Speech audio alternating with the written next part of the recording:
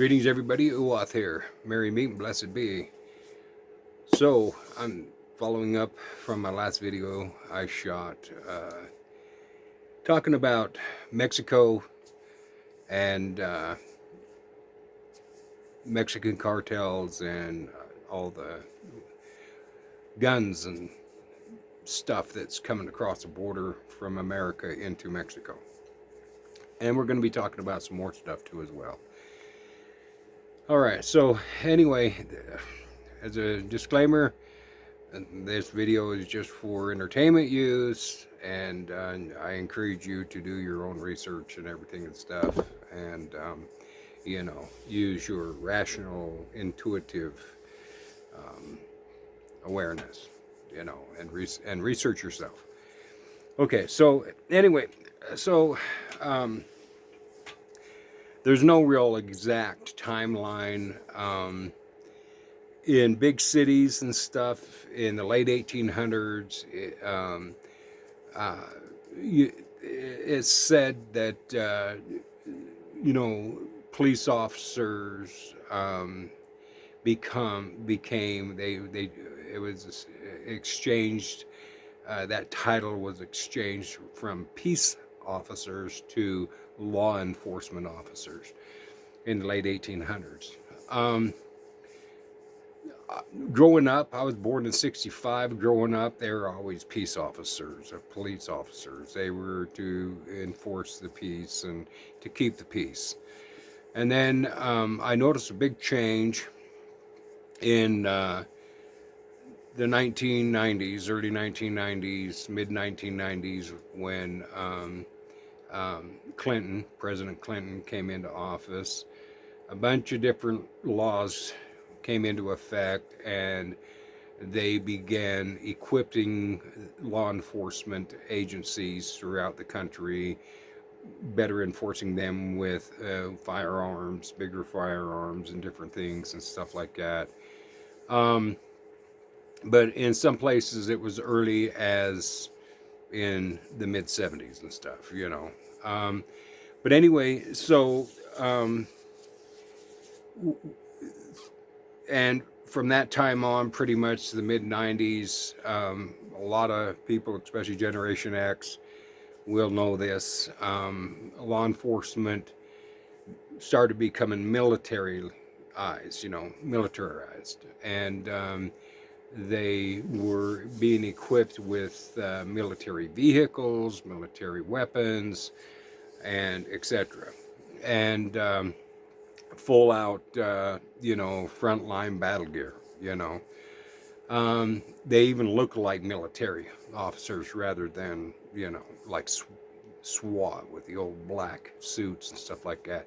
Now they're dressed just like military officers, or geared up just like military officers and stuff, So, but anyway, it's become a very profitable industry, and it's kind of the government's backing security for civil unrest, and anything else that they need attention drawn to, in regards to that. So let's do another thing. Let's go a little deeper down into the rabbit hole and stuff. And let's talk about a lot of the drugs that are coming across the border and everything and stuff, So,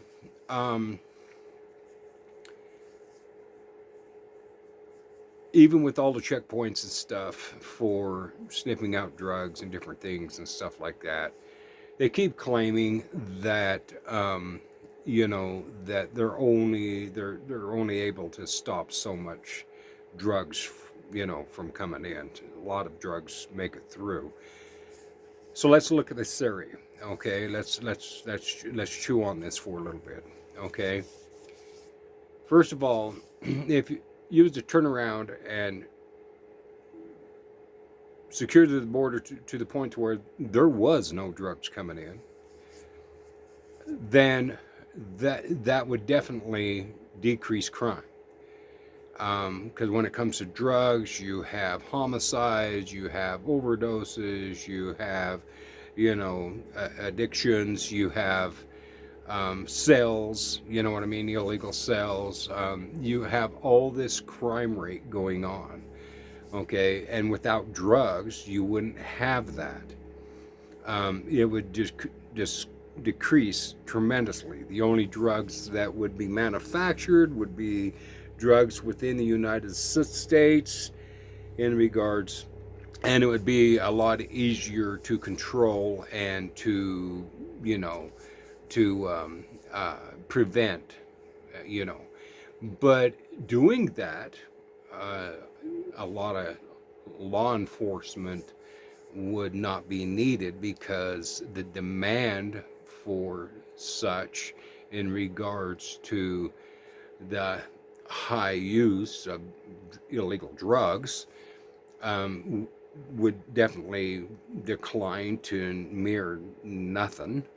And so, therefore, you would not need uh, the law enforcement personnel. Therefore, they would not have this secret little military body for safety, for the government's own safety, should a an uprising, civil unrest situations and stuff like that occur.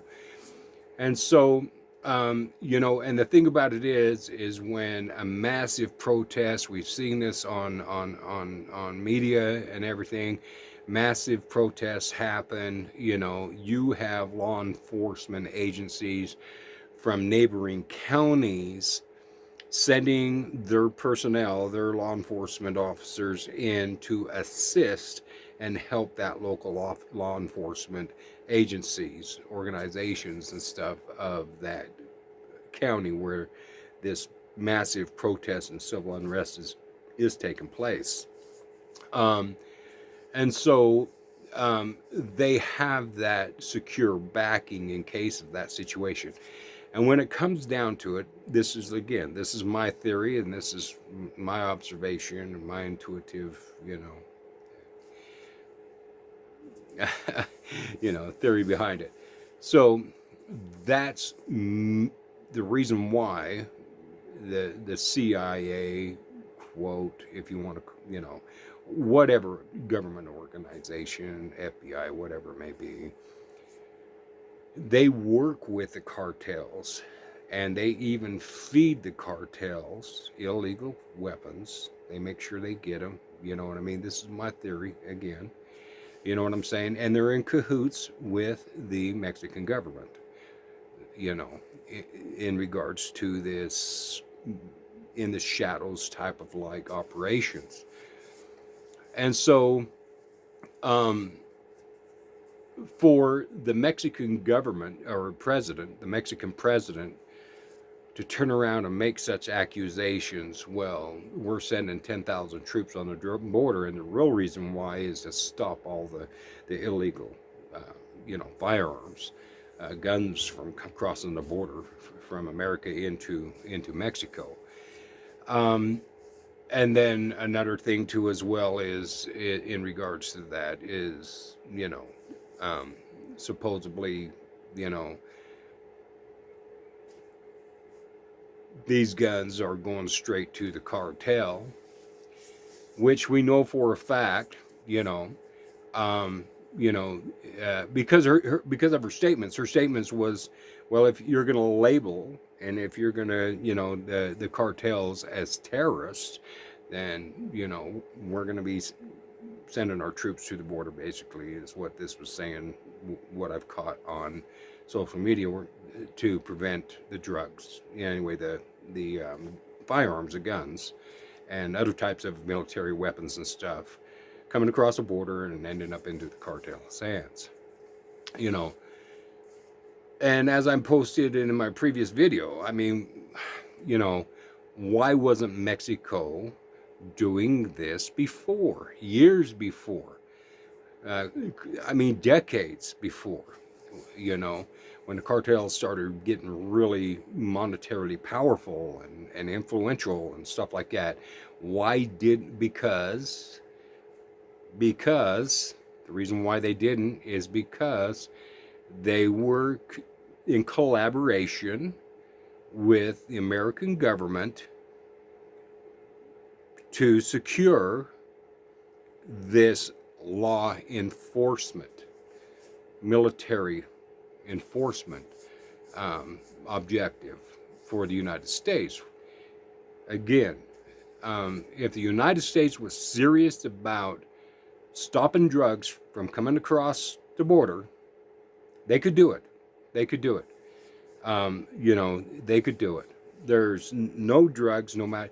Look at when you're dealing with fine powder like cocaine or heroin, or when you're dealing with that stuff, this stuff is like flour. All right.